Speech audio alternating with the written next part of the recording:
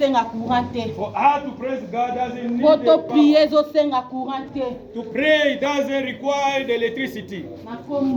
In Jesus' mighty name, we are applauding.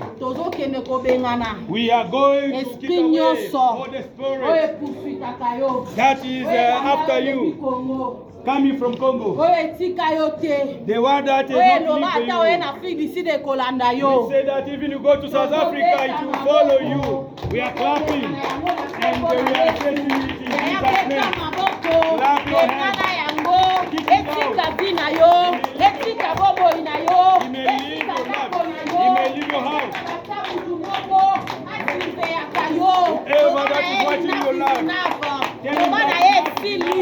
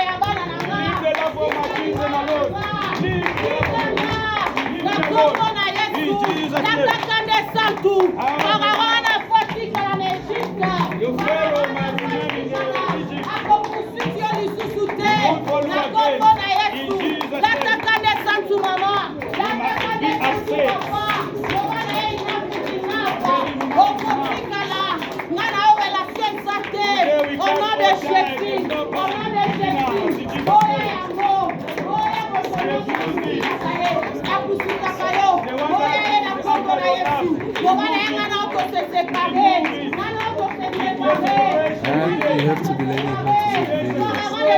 You know how to be learning how to say videos. Like what